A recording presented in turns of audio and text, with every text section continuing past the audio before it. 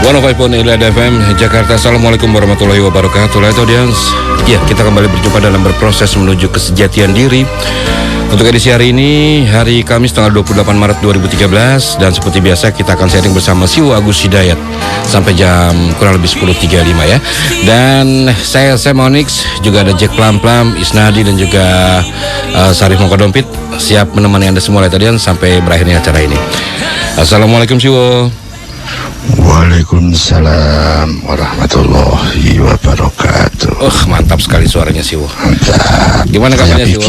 Gimana? Kayak ABG ya? Banyak apa? Kayak ABG. Oh, kayak ABG ya. ABG kayak balita Siwo.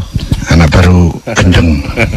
Oke, kita coba terima telepon langsung Siwo ya di 021-398-35906. Silakan latihan, bisa Anda pergunakan. Siapa aja ini ya? Ya. Assalamualaikum. Ya, waalaikumsalam. Dengan siapa ini? Assalamualaikum. Iya, ini dari Malik di Jakarta. Mas Malik ya, di Jakarta. Iya. Oke, silakan Mas. Begini, ya Siwo. Saya mau menanyakan tentang pembahasan kemarin masalah ahli dzikir.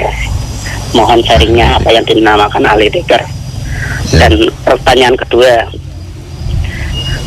bagaimana saya bisa zikir setiap waktu walaupun pekerjaan itu yang bernilai halal atau mubah, biar bernilai zikir gitu. Oke, cukup ya, Siwo bisa dipahami ya. Oke, Mas Malik, terima kasih. Assalamualaikum. Baik Siwo, silakan sampai kita mulai acara ini. Ya, saya ambil. Halo. Ya, silakan Siwo. Ya. Kepada teman-teman semuanya, para Light Audience beserta seluruh staf dan keluarga besar Light FM. Assalamualaikum warahmatullahi wabarakatuh. Waalaikumsalam warahmatullahi. Bismillahirrahmanirrahim. Walhamdulillahirabbil alamin. Wassallallahu ala rasulil karim wa alihi tauhidin. Wala haula wala quwata illa billahil aliyil azim. Rekan-rekan, kita ketemu lagi, kita sharing kembali. Sebagaimana biasa, mohon posisikan saya sekedar sebagai teman sharing, karena memang saya bukan narasumber dan bukan rujukan. Jadi hanya sekedar teman sharing saja. Kenapa begitu? Ya, karena apa yang akan saya sharingkan, meskipun menurut pemahaman dan keyakinan saya itu yang paling benar, tapi baru paling benar menurut saya. Jadi masih sangat dibatasi oleh subjektivitas saya, proses-proses saya, dan kedirian saya. Belum bisa dihubungkan dengan kebenaran yang sebenar-benarnya, kebenaran yang hakiki. Belum sampai kepada kebenaran menurut Islam, belum sampai kepada kebenaran menurut hadis, menurut ayat, menurut wahyu, menurut Rasul, menurut Allah. Belum. Saya masih dalam proses, terus berproses dalam rangka menuju kesejatian diri, sehingga kebenaran yang akan saya sharingkan itu masih pada wilayah kebenaran relatif yang belum ada jaminan pasti benarnya. Kalau yang pasti benar itu namanya kebenaran mutlak, kebenaran hakiki. Sementara kebenaran yang ada pada saya saat ini itu masih sangat mungkin, sangat terbuka untuk dikritisi dan direvisi menuju kebenaran yang lebih bermutu. Untuk itu maka saya sekedar teman sharing. Untuk itu maka boleh ditolak. Untuk itu maka boleh juga diterima kalau bisa ditangkap, difahami kebenarannya. Tentu dengan tertib, menerima dengan tertib, menolak juga dengan tertib. Dan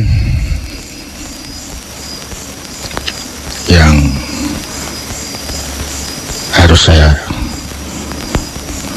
mukadimahkan adalah mohon jangan tergesa-gesa diterima, dan juga mohon jangan tergesa-gesa ditolak. Menerima atau menolak sesuatu adalah bangunan yang kita bangun pada kepribadian, pada kehidupan yang akan membentuk diri kita. Antara lain dibangun dengan menerima dan menolak.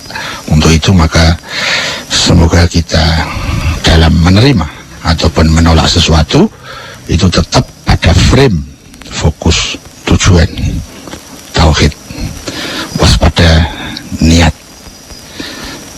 dalam rangka melaksanakan perintah Tuhan, dalam rangka konsentrasi tugas. Tugas kita setiap saat adalah berproses memperbaiki diri, berproses menuju kesejatian diri. Saya rasa cukup mukadimah itu, dan kita masuk ke topik pertama dari Mas Malik di Jakarta. Mohon disaringkan tentang apakah ahli dzikir itu. Kalau kemarin sedikit dikaitkan dengan redaksi sebuah ayat, tapi kali ini saya ingin melepaskan dari itu semua. Jadi apakah ahli dzikir menurut ilmu saya, pemahaman saya, menurut yang saya yakini? Paling tidak untuk sementara hingga saat ini, ahli dzikir yang lebih saya pahami setelah saya belajar kitab-kitab tafsir, komparasi dari penafsiran-penafsiran yang kemudian saya ambil pemahamannya, az-zikr itu adalah nama lain dari Al-Quran, nama lain dari Al-Furqan, nama lain dari Al-Hudan misalnya, An-Nur, ya. Ada nama-nama dari Al-Quran, antara lain adalah az-zikr, ya. Ahli itu seseorang yang piawai menguasai bidangnya, itu ahli, ya. Ahli beda dengan pemprediksi, beda dengan pengeksplorasi, beda dengan penafsir, ya. Kalau penafsir itu meraba-raba apa makna yang terkandung di dalamnya. Kalau ahli itu sudah menguasai, bukan lagi meraba-raba, bukan lagi menafsir-nafsir. Dari situ saya punya pemahaman yang disebut ahli dzikir ya sama dengan ahli Al-Quran. Kalau ahli Al-Quran berarti juga ahli terhadap surat-surat, ahli terhadap ayat-ayat. Al-Quran itu merupakan keseluruhan secara utuh, komprehensif, integral, ya. Bukan sekedar ahli ayat, bukan sekedar ahli surat, tetapi ahli Al-Quran. Itu yang saya pahami dengan ahli dzikir. Kemudian istilah dzikir ini juga ada terkait dengan topik yang kedua. Bagaimana agar saya bisa dzikir setiap waktu, ya. Nah, kalimatnya sama, kata lafadznya sama, namun konteks syakul kalamnya berbeda, konteks kalimatnya berbeda, dan membentuk satu istilahan yang berbeda, ya.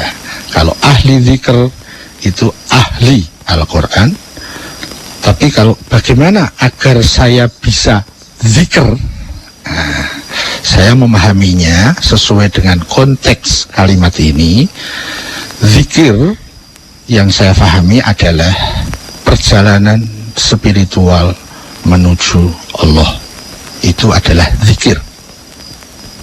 Jadi zikir itu apapun aktivitas kita pada saat tujuannya adalah Allah, niatnya adalah melaksanakan perintah Allah, caranya dengan cara-cara yang benar, maka apapun aktivitas kita bisa bernilai zikir. Zikir bisa dengan lisan, zikir bisa dengan mata, zikir bisa dengan telinga, zikir bisa dengan pikiran, zikir bisa dengan hati, zikir bisa dengan fisik dan indera kita, zikir bisa dengan pikiran dan hati kita. Ya, itu sarana untuk zikir. Medan berzikir seluruh ruang dan waktu, bahkan lebih dari itu, yaitu ruang-ruang spiritual, semua bisa menjadi bermakna zikir. Medan bisnis, medan belajar, sekolah, kuliah, medan kursus, medan pasar, medan kantor, medan sawah, kebun, medan dan seterusnya. Ada medan ilmu pengetahuan, politik, ekonomi, sosial, kebudayaan, pertahanan, keamanan, semua bisa menjadi medan zikir. Posisi zikir bisa dilakukan pada saat kita duduk, berdiri, maupun berbaring. Zikir bisa dikaitkan, semuanya bisa bermakna zikir, baik pada saat kita sedang jaga ataupun sedang tidur.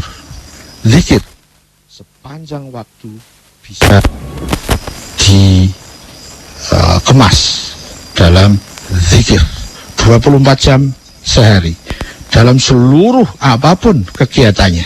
Syaratnya, sepanjang yang saya tahu, tujuannya adalah Allah. Tujuannya bukan ilmu, tujuannya bukan uang, tujuannya bukan kedirian, tujuannya bukan target, tujuannya bukan materi, tujuannya bukan ketentraman, tujuannya bukan kebahagiaan, tujuannya bukan hanya satu, tujuannya Allah. Syarat kedua, niatnya dalam rangka melaksanakan perintah Tuhan, bukan perintah siapa-siapa, bukan perintah presiden, bukan perintah komandan, bukan perintah orang tua, bukan perintah nabi, bukan perintah guru, tapi perintah Allah. Kalau ada perintah yang bersesuaian dengan perintah Allah yang datangnya dari presiden, RT, orang tua, guru, komandan, teman, ya apalagi orang tua. Kalau ada perintah yang bersesuaian dengan perintah Allah, kita melaksanakan perintah itu, pusat dasarnya adalah perintah Allah. Sarananya melalui perintah undang-undang, perintah etika, perintah tradisi, perintah. Pusatnya kalau itu bersesuaian dengan perintah Allah. Syarat kedua yaitu tentang niat. Syarat pertama tentang tujuan. Syarat ketiga tentang cara. Caranya harus benar. Benar yang seperti apa?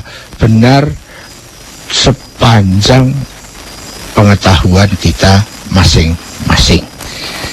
Itu namanya kebenaran relatif. Idealnya adalah kebenaran mutlak, kebenaran yang menurut Allah dan para wakilnya. Ya, sepanjang kita beraktivitas, kita makan, kita mandi, kita berangkat sekolah, kita bisnis, ke pasar, ke kantor, berpolitik, berekonomi, berbudaya, bersosial, berkunjung ke tempat teman, menyenangkan suami, menyenangkan istri, mendidik anak, tersenyum, dan lain-lain, semua menjadi bernilai zikir, yaitu proses pendekatan taqarruban ilallah, perjalanan spiritual menuju Allah melalui medan bisnis, melalui medan belajar, kuliah, melalui medan di atas bumi, di bawah langit, di dalam bumi, di atas dirgantara. Semuanya adalah ruang, waktu, kesempatan, sarana yang bisa dikemas dalam makna zikir, sehingga bisa berzikir di setiap waktu. Kira-kira itu yang bisa saya sharingkan kepada Mas Malik. Validatornya ada 3: fokus tujuan, waspada niat, konsentrasi tugas. Cukup, kita lanjut. Ini bro. Oke Siwo, terima kasih. Dan ya Mas Malik, terima kasih untuk sharingnya ya. Baik, yang lainnya kita masih punya waktu cukup panjang. Silakan 021398359006 kembali saya buka. Assalamualaikum. Waalaikumsalam. Dengan siapa ini? Dengan Imron. Imron di Bekasi. Bekasi, silakan Imron. Assalamualaikum Siwo. Waalaikumsalam. Siwo, apa menurut Siwo sikap yang tepat ketika salah satu anggota keluarga kita itu memeluk agama lain, ya, murtad? Sikap yang tepat seperti apa? Apa seandainya, apa yang akan Siwo lakukan bila hal itu terjadi pada keluarga Siwo? Kemudian apa hubungannya? Sebentar. Yang dimaksud keluarga di sini apa? Ya mungkin anak atau istri. Oh, ya. Iya, tentu yang sudah balik ya Siwo ya. Ya. Kemudian apa hubungannya dengan konsep bagimu agamamu dan bagiku agamamu, bagiku agamaku, dan sejauh apa tanggung jawab orang tua terhadap kemurtatan anggota keluarga atau anak gitu, misalkan mengingat anak terlahir suci, kemudian orang tuanya lah yang membuat dia Yahudi atau Nasrani. Itu aja. Terima kasih Siwo. Baik, terima kasih. Assalamualaikum. Waalaikumsalam warahmatullahi wabarakatuh. Dari Imron di Bekasi, bisa ditangkap Siwo ya? Ya, silakan.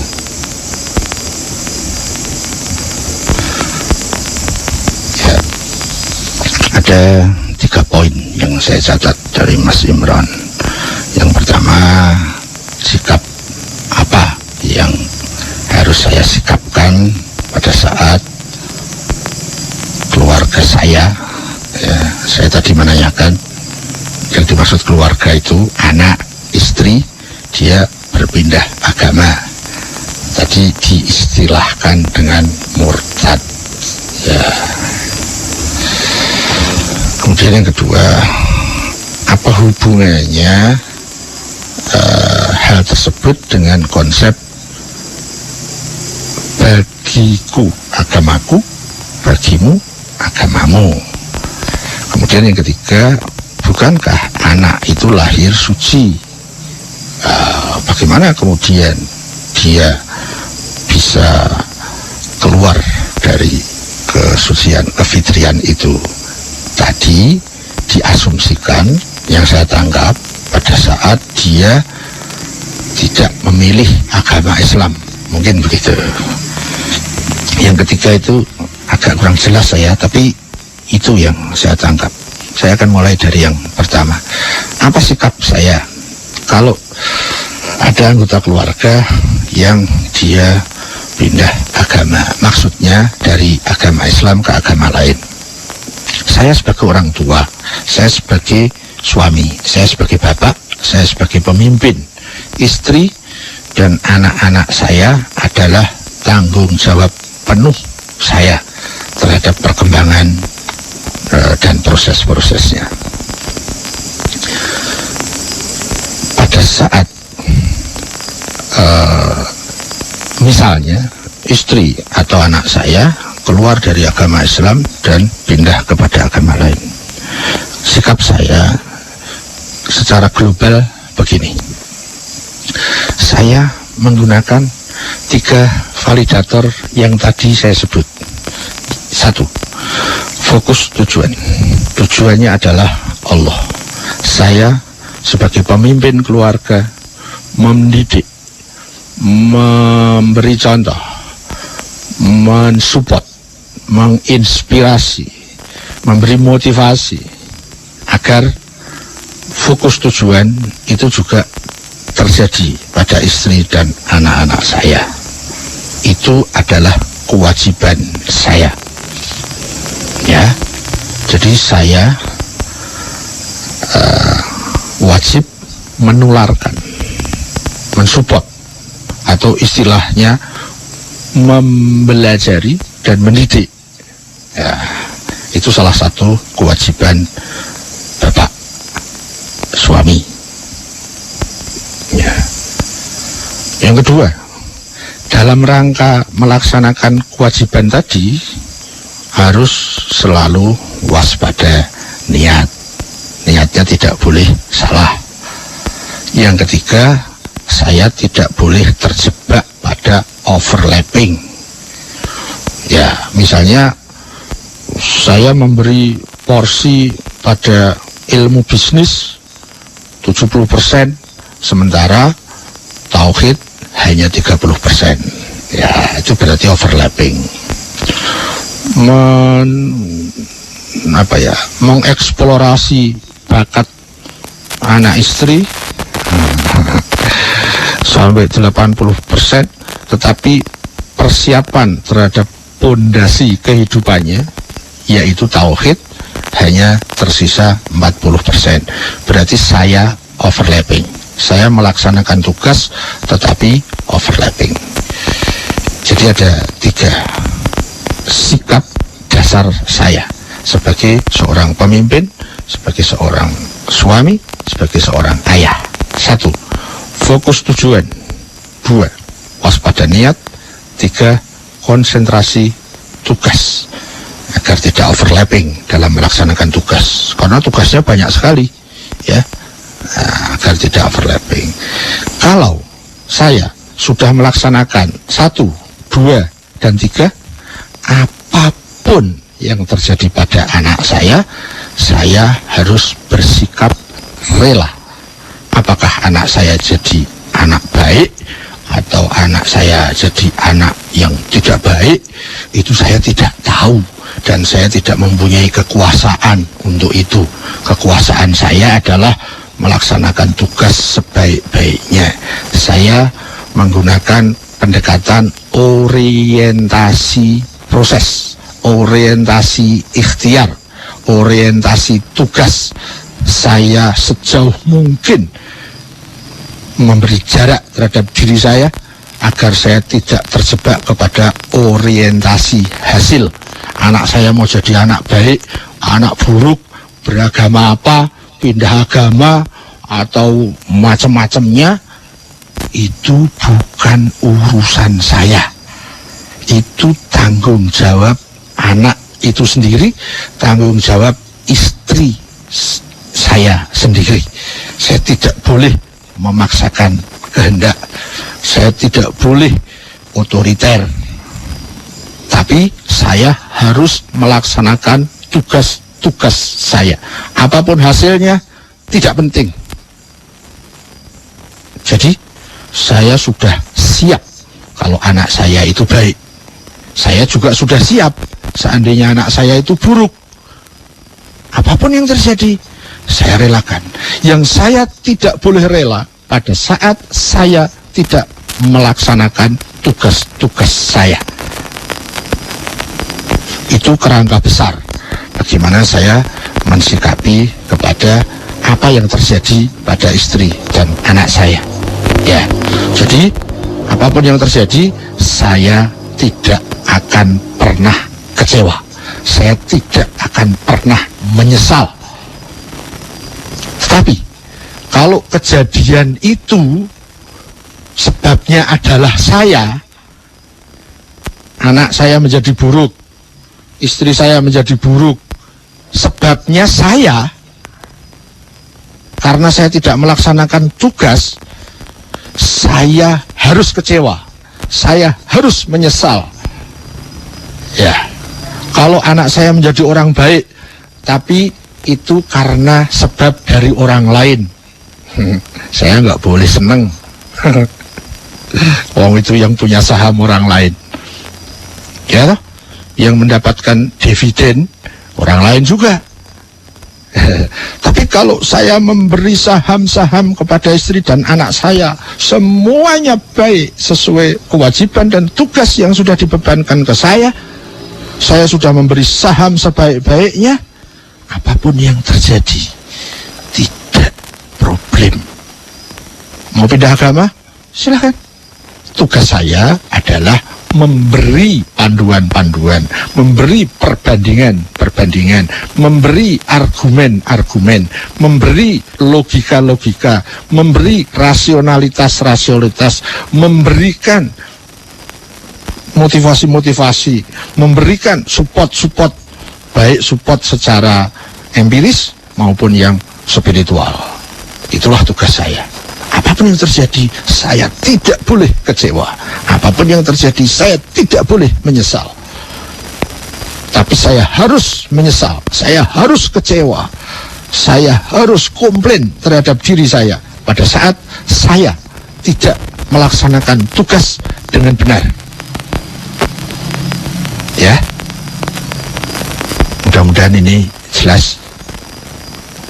Ya, jadi saya tidak pernah punya kekhawatiran anak saya akan bagaimana. No, tidak punya kekhawatiran sama sekali. Kekhawatiran saya adalah pada saat saya tidak melaksanakan tugas saya sebaik-baiknya.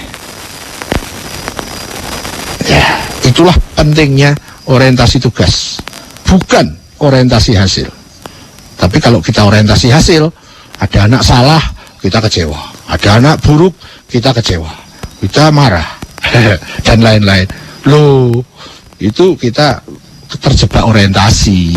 Ya, anaknya tidak lulus, kita marah. Anaknya tidak ranking, kita kecewa. Bukan itu. Kalau mau kecewa, saya sudah saham sebaik-baiknya apa belum kepada anak kita? Kita sudah memberi saham sebaik-baiknya atau belum?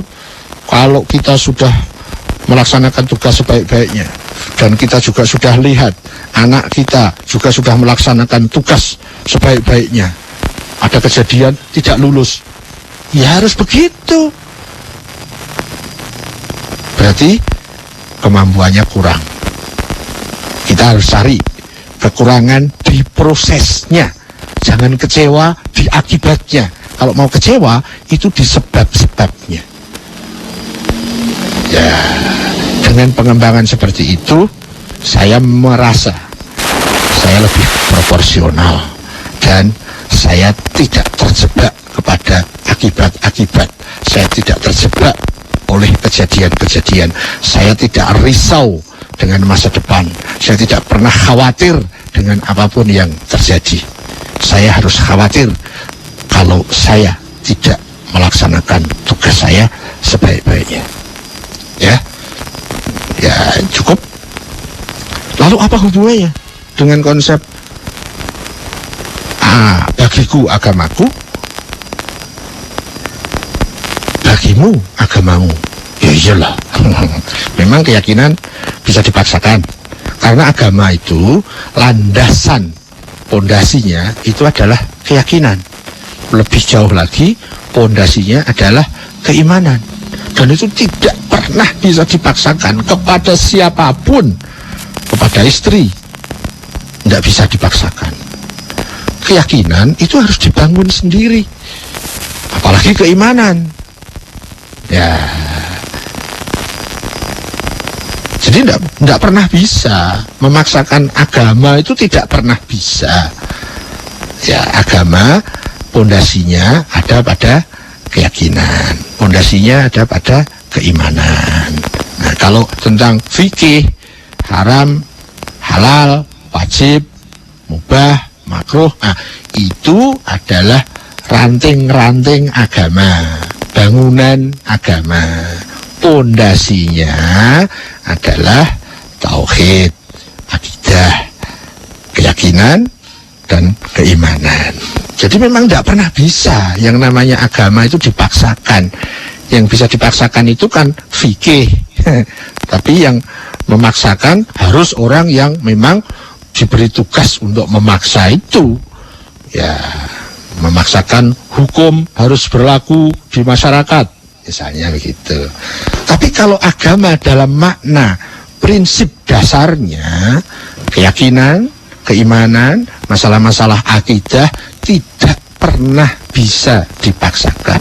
Jadi setelah kita melaksanakan tugas, kita mendidik istri dan anak-anak pada agama yang kita yakini kebenarannya, setelah itu kita harus serahkan keputusannya kepada istri dan anak kita.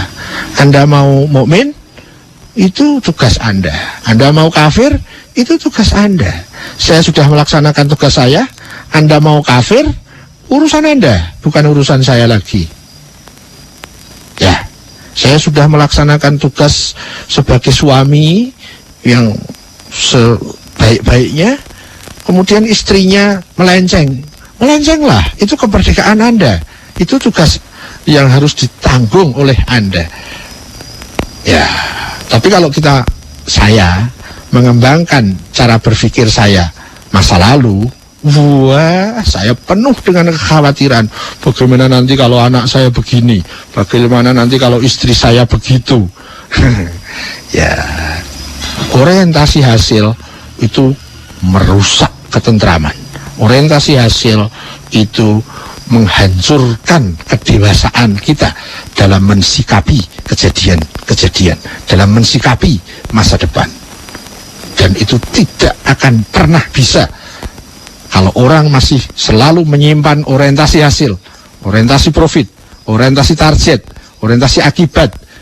Meskipun umurnya dipanjangkan 2000 tahun, tidak akan pernah bisa mendapatkan kebahagiaan, ketentraman, keindahan. Dia akan menjadi manusia yang sangat riskan, lemah, mudah sakit, mudah tersinggung, mudah kecewa. Ya, begitulah. Stres, pagi stres, siang stres, sore stres, malam stres, mau tidur stres, bangun tidur stres lagi. Penyakitnya yang paling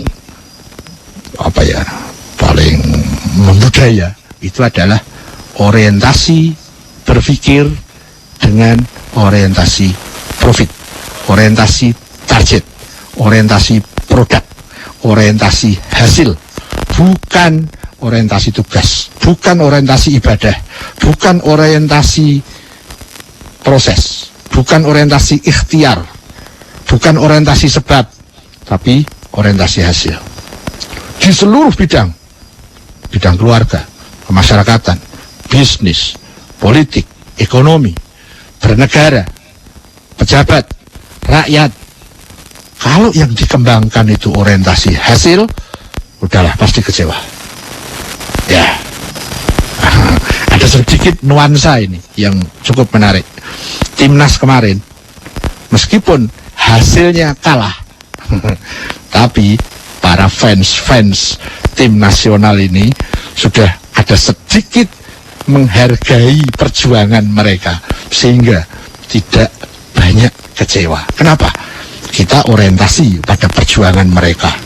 Wah, PSSI sudah bersatu, timnas sudah bersatu, ya, IPL sama ISL bintang-bintangnya sudah menyatu, usahanya lumayan, apalagi ada kejutan, bisa gol pertama. Meskipun akhirnya kalah, hasilnya kalah, target tidak tercapai, tidak apa-apa, tidak banyak kecewa. Kenapa?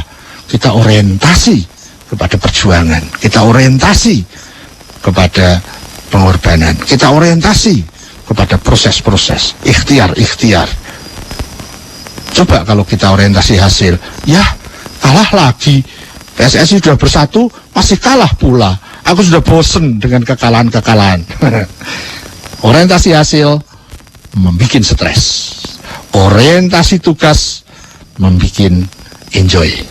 Ya, siapa yang pengen hidupnya orientasi, pengen hidupnya enjoy, lebih indah, lebih proporsional, lebih profesional, kembangkan orientasi tugas, bukan orientasi hak. Kewajiban asasi, bukan hak asasi. Meskipun ini tengah menentang gelombang dunia, karena dunia saat ini, dunia modern saat ini mengajarkan selalu orientasi hasil, orientasi profit, orientasi akibat. Meskipun saya sendiri pun saya akan tentang gelombang dunia itu, karena saya sudah membuktikan ribuan kali bahwa konsep saya benar, lebih benar. Ya, cukup. Bagimu agamamu, bagiku agamaku. Itu kan masalah hasil saja, itu masalah akibat saja. Ya, yang terakhir, anak lahir suci. Ya semua anak lahir suci. Ya, mungkin ada beban-beban yang sifatnya fisik yang dari orang tuanya, keluar cacat, keluar otaknya nggak maksimal, sehingga dia menjadi idiot misalnya, keluar sudah bawa penyakit fisik. Ya, tentu orang tua lah yang bertanggung jawab. Maksud saya, kalau sebab-sebab terjadinya kecacatan itu dari orang tua atau dari pihak manapun yang saham atas kecacatan fisik anak, itu tanggung jawab yang membuat saham di situ, yang memasukkan sebab di situ. Ya, misalnya sebabnya bisa nyetir sambil mabuk. Wah, ada ibu-ibu yang sedang hamil keserempet mobilnya, anak cacat. Ini sopir yang mabuk tadi saham sebab buruk, ikut bertanggung jawab terhadap anak yang lahir cacat itu. Itu kalau pembahasan fisik. Jadi ada sebab-sebab yang diberikan orang lain, sementara akibatnya harus diterima oleh anak yang baru lahir. Itu pembahasan fisik. Soal masalah spiritual, seluruh bayi lahir suci sesuai kadar kesuciannya masing-masing, karena kesucian juga bertingkat-tingkat. Ya, jadi terus hubungannya bagaimana dengan dua hal di atas? Ya sama. Pada saat dia masih belum mandiri, maka semua tanggung jawab diambil oleh orang tuanya, oleh bapak khususnya, dan juga oleh ibu pada bagian tugas ibu. Ya, tugas bapak dan ibu adalah menyiapkan kemandirian si anak ini sesuai kapasitas, sesuai tugas-tugas yang diemban. Apa kejadian bagi anak ini nanti? Anak ini akan memilih agama A atau agama B atau agama C? Ya, kembali kepada topik yang kedua, lakum dinukum waliyadin. Yang penting tugas kita laksanakan sebaik-baiknya. Kita tidak akan pernah bisa memaksakan kepada orang lain, karena semua orang lain diberi hak bebas pilih dan free will. Gitu. Cukup bro, lanjut. Ya, kita masih punya waktu sekitar 16 menit ke depan. Silakan, itu dan satu penelpon terakhir di 0213983906 bisa kembali Anda pergunakan. Assalamualaikum. Salam. Bisa dikecilkan volume radionya, Mas? Iya. Iya. Dari Helmi di Bogor. Dari siapa? Helmi. Helmi di Bogor. Ya. Oke, silakan. Assalamualaikum Siwo. Waalaikumsalam warahmatullahi. Mohon sharingnya dari Siwo. Apa makna dan proses untuk apa Nabi Muhammad menyepi di Gua Hiro, dan apakah hal itu menjadi sesuatu yang boleh juga diteladani oleh umatnya, prosesnya itu. Terima kasih. Bisa halo? Bisa Boleh? diperjelas pertanyaannya satu-satu. Apa makna dan proses untuk apa? Sebentar. Apa makna dulu? Nanti yang kedua apa proses, gitulah maksud saya. Enggak, proses untuk apa gitu? Jadi pertanyaannya Makna dan proses untuk apa?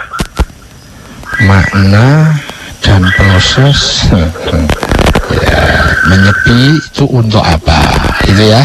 Ya, di Gua Hiro itu. Makna dan proses Kanjeng Nabi menyepi di Gua Hira itu apa, gitu. Makna dan proses untuk apa? Untuk apa? Ya. Makna untuk apa lah, Mas? Ya udah apa, lanjut. Ya, dan apakah itu bisa menjadi bagian yang patut diteladani? Bukan di Gua Hiro-nya, tapi prosesnya itu. Yuk. Ya, makasih sih, Wo. Ya, baik. Ya, Assalamualaikum. Waalaikumsalam warahmatullahi wabarakatuh. Silakan, Siwo. Teladani.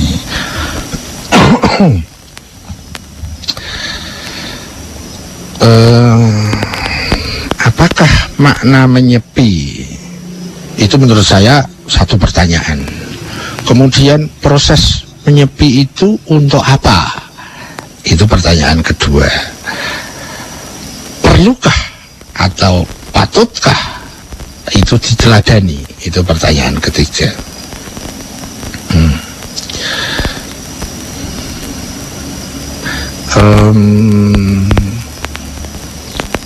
Saya mulai dari pertama. Apa makna menyepi? Dalam sejarah yang saya pelajari dan saya tangkap, itu ada periode tertentu Rasulullah mengasingkan diri. Ada yang mengkaitkan itu dengan tafakur, ada yang mengkaitkan lagi dengan istilah uzlah di Gua Hira. Gua Hiro. Nah, kita mau memahami maknanya itu dengan istilah yang mana? Jadi sangat tergantung kepada perspektif kita, sudut pandang kita. Bisa antara lain, bukan satu-satunya, tapi ada banyak sudut pandang. Kita bisa sudut pandang bahwa menyepi, mengasingkan diri di situ bisa bermakna tafakur, bisa bermakna uzlah. Ya, tentu nanti tafakur ada definisinya, uzlah juga ada definisinya. Itu yang pertama. Kemudian menyepi itu dari masing-masing sudut pandang tadi bisa tafakur, bisa uzlah, dan bisa yang lain. Tapi paling tidak bisa kita ambil alternatifnya itu. Itu proses untuk apa? Ya. Bisa kita ambil antara lain, tapi bukan hanya itu, yaitu proses menuju kesejatian diri. Bisa kita ambil dari situ, tapi juga bisa kita ambil sebagai satu proses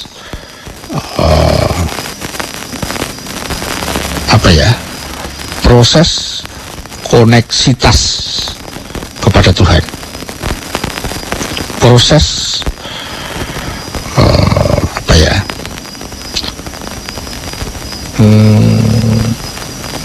cukup deh 2 itu, meskipun bukan hanya itu. Jadi menujunya kemana? Ya, menuju Tuhan. Tujuannya adalah Tuhan. Itu sepanjang yang saya tangkap. Tujuannya Tuhan, prosesnya dengan tafakur, dengan uzlah. Paling tidak itu ada perspektif yang dari situ. Tapi bukan hanya itu, ya. Dan sepanjang yang saya tahu, itu merupakan satu proses universal, proses yang bisa diterapkan dalam segala hal. Apalagi kalau menyangkut tentang contoh kasus beliau ini, tentu ada momentum-momentum yang spesifik, yang spesial, gitu ya. Tapi kalau dalam makna kehidupan setiap kita, itu merupakan satu konsep yang universal. Apa konsepnya? Yang paling mudah difahami adalah konsep tentang tafakur. Tafakur yang saya pahami itu punya 2 unsur besar, punya 2 substansi. Yang pertama adalah mencari dan menetapkan tujuan. Ya, tafakur ya. Tafakur itu beda dengan sekedar berpikir. Ya, dan berpikir nanti masih dibagi. Ada yang berpikir tertib, berpikir akliyah, ada yang berpikir sembarang, berpikir nafsiyah. Nah, tafakur itu punya 2 substansi. 1, mencari dan menetapkan tujuan. Yang kedua, mencari dan menetapkan jalan yang mendekatkan rute ke arah tujuan itu. Itu yang saya pahami dengan proses tafakur. Ya, tafakur itu